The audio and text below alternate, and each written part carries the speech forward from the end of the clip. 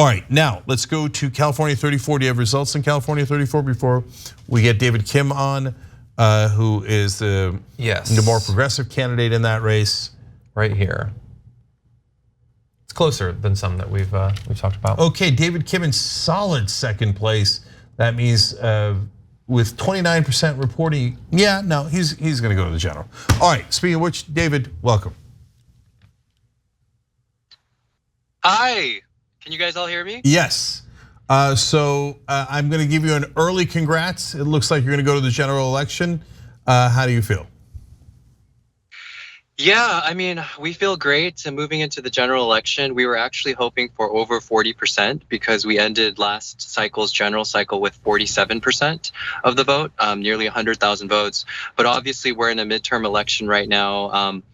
We're seeing we still have 50%, according to my website that I'm monitoring on NBC, we still have 50% of votes to be counted.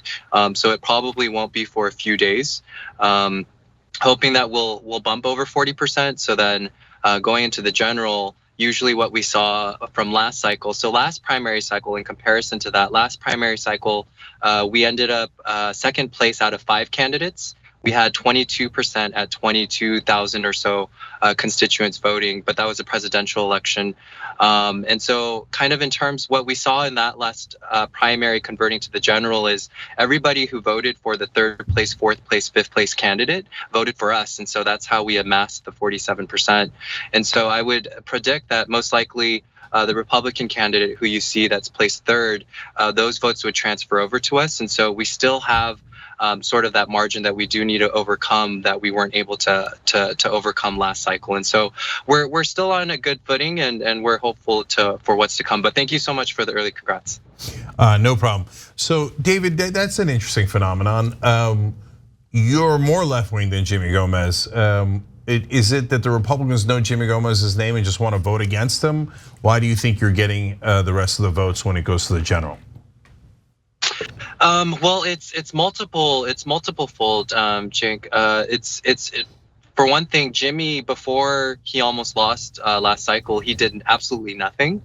He's one of those, although he might have somewhat be more kind of associated with being progressive, because after almost losing to us, he's tried to insert himself into squad photos.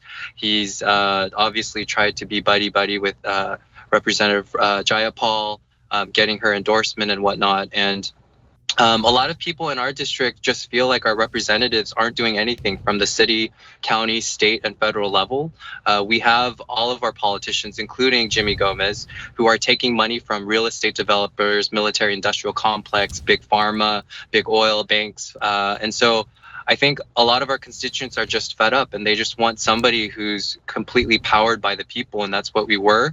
And I was able to connect with a lot of independents, Republicans last cycle when we were door knocking, and they too just want real representation. And I think during the general, that's when they push away. I mean, they put aside their party labels and really vote for representation. What I'm actually happy about, though, is the fact that in there's a city, I don't know if you guys have been keeping up with the city controller race, Kenneth Mejia, he actually ran for the same seat I'm running for back in 2017 and 2018. He, as a Green Party candidate in 2018, won 27% or so of the total vote for the general. And that's huge because in our district, it's a Bernie district, there's less than 1% registered as Green Party, but as a Green Party member, he got 27%. So that means a third of Democrats didn't like their current congressman. And so when I saw that, I was volunteering for Kenneth at the time, and I said, "Hey, Kenneth, are you going to run again?" And he said he was burnt out. And I was like, "Yo, can I take the baton?" And then that's how I ended up running last cycle, and we came really close. And so I think we've been sowing the seeds since 2017, and I think this might be that last cycle that we have to run. Yeah, I voted for Kenneth today, and I got a flyer. A scary flyer about him. I was like, oh, thank you for reminding me. I'm definitely voting for him. It was paid for by some PAC, some corporate Democratic nonsense PAC, and I was like, right, Kenneth, excellent. So yeah. Well, yeah. Well, no, I was just going to interject. What we've seen is these incumbents here in LA, and it's probably everywhere.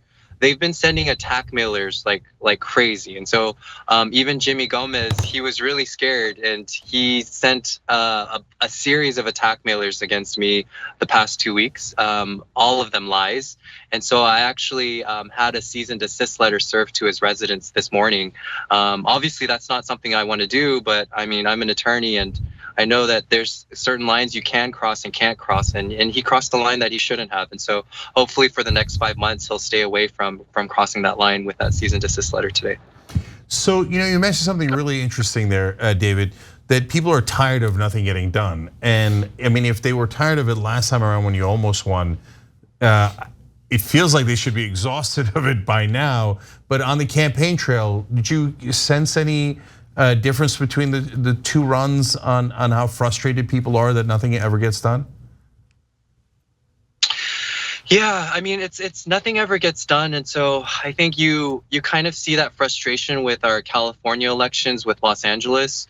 The fact that right now, even though we're only 50% reporting, the fact that Jimmy has a little over 17,000 votes and the fact that I have over 11,000 votes compared to the over 100,000 votes that were cast in total for the primary last cycle. Of course, last cycle was a presidential, but still a lot of people are disillusioned. They didn't vote today. They didn't vote this primary election. And I think that from off the bat just shows that disillusionment. And it's a matter of us letting people know that, hey, we're running again. And to be honest, some people actually didn't know that we were running again. And so they got excited, and we met a lot of constituents in the last 2-3 weeks, and so I think for right now it's kind of activating that base again. I think for us, but yeah, people are disillusioned, so they're not even voting. So one more thing, David, which way do you think low voter turnout breaks? Because I used to think, hey, the energy that our side as progressives have will probably be an advantage in a low voter turnout situation, but I'm not sure that it's played out that way. It feels more like the more standard establishment mainstream Democrats come out and vote in low voter turnout. So what's your take on that? Yeah, I would agree, because I would definitely agree. It's sort of kind of giving you metrics for that. If you look at the 2018 general election results for our district and the 2020 general election results, in the 2018 one, Jimmy got 110,000 votes. In the 2021, it reduced to 108,000. In the 2018, the challenger Kenneth, he had 42,000 votes. And then 2020 general, we had 96,000 or so votes. So we brought in actually 50,000 new voters last general election. But then those 50,000 didn't show up this primary, and those were new voters who voted for the first time, and they didn't see their choice made. And so they decided not to vote around this time for the primary. And so I think it's really a matter of kind of getting those who traditionally don't vote to vote, because they haven't been voting for years, because our government, our representatives have never showed that they keep their promises, that they're fighting for what they claim that they're fighting for when they go and campaign. And so I think we're going against decades of this disillusionment, this jadedness that our politicians and leaders have created for us, and that's what we're really going against right now. All right, David Kim running in California's 34th district. Thank you for joining us, and I just want to double down on one thing. David winning is really important, because if David beats Jimmy Gomez, it's going to scare the bejesus out of all of the establishment incumbent Democrats, and they're all going to want to go further left so they don't get primaried by people like David. So that's how you move a party, and that's why your race, David, is so important. So tell us your website one more time. Yeah, definitely. I agree with you. I just want to add, Jimmy flew Representative Jayapal out here because he was like, yo, I can't lose. But anyhow, yeah, go to our website, davidkim4ca.com, forca.com. Definitely read about our platform. It's very comprehensive. It's really co-governed with the people, with organizers, with activists here. So check us out. If you're not in LA, you can still volunteer for us. I think being a people-powered campaign, we can't win in the millions. Jimmy spent over $2 million in last general election. We spent 180,000. He's outspent us 10 times, yet we almost won.